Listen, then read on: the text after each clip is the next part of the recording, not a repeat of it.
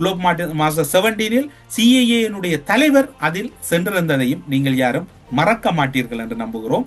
அன்றும் நடந்திருந்தது. இலங்கையை பொறுத்தவரையில் அமெரிக்க ராணுவங்கள் இலங்கைக்குள் இலேசாக சென்று வருவதற்கான பாதுகாப்பு ஒப்பந்தங்கள் பலவை நடந்திருக்கின்றன. அவை நடந்ததெல்லாம் ரணிலின் காலத்தில் அல்ல, கோட்டாபாயவின் காலத்தில், இப்போது அனுரவின் காலத்தில் கூட சில நகர்வுகள் இடம்பெற்றுக் கொண்டிருக்கின்றன. பலாலியில் அமெரிக்காவினுடைய ராணுவ சிறப்பு பேரிடர் விமானங்கள் தரையிறங்கியதன் மூலம் இந்தியாவுக்கு செல்லக்கூடிய செய்தி ஒன்றுதான், இந்து சமுத்திரத்தில் இந்தியாவின் பாதுகாப்பு கவசம் தகர்க்கப்பட்டிருக்கின்றது.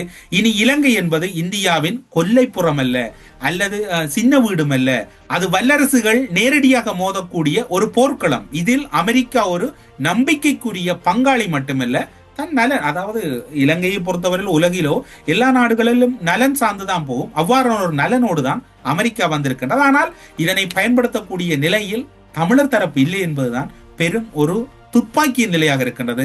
தமிழர் தரப்பை பொறுத்தவரையில் விமானங்கள் வந்தால் எங்களுடைய பகுதிக்கு நிவாரணம் வரவில்லை என்று கடிதம் எழுதுகின்ற விடயத்தை தவிர தமிழர் தரப்பிடம் இந்த விடயம் சார்ந்து நீண்ட பார்வை என்பது இன்று வரைக்கும் இல்லாமல் இருப்பது பெரும் ஒரு வேதனையாகவும், பல உயிர்களை தியாகம் செய்த அந்த மண்ணுக்கு சிந்திக்கக்கூடிய தலைவர்கள் இல்லை என்பது ஒரு பெரும் சாபமாகவே இருந்து வருகின்றது.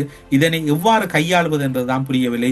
ஒன்று மட்டும் உண்மை, தமிழ் தலைவர்களாலோ அல்லது தமிழ் தேசியம் பேசக்கூடியவர்களாலோ நடக்காத ஒரு விடயம், இயற்கையாக அந்த உண்மையான அந்த சாட்சியமாக அங்கு இருக்கக்கூடிய மாண்டு போன உயிர்களின் ஆதாரமாக அல்லது அவர்களின் எதிர்பார்ப்பாக சில காரியங்கள் இப்போது நடக்க ஆரம்பித்திருக்கின்றன.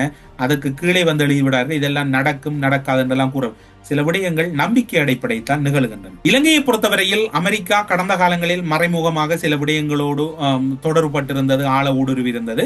வரலாற்றில் முதல் முறையாக அமெரிக்கா இலங்கையில் ஆழ ஊடுருவி தன்னை நிலைநிறுத்தி கொண்டிருக்கின்றது.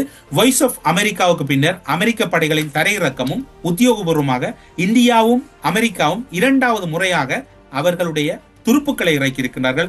அமெரிக்காவில் இருந்து வந்த 60 விமானப்படையில் வந்தவர்களில் சிறப்பு தேர்ச்சி பெற்றவர்களோடு அதில் இருக்கக்கூடிய பலர் புலனாய்வு கட்டமைப்புகளோடு தொடர்பானவர்களாகவும் இருப்பதாக கூறப்படுகிறது. இந்த சமுத்திர பிராந்தியத்தில் இலங்கையின் அமைவிட முக்கியத்துவம் காரணமாக கடற்பாதுகாப்புக்கு அமெரிக்கா களம் அமைப்பதை ஆரம்பித்து விட்டது, அல்லது கடற்பாதுகாப்புக்குரிய பிரதேசமாக இந்த பகுதிகளை அமெரிக்கா நோட்டமிட ஆரம்பித்து விட்டது.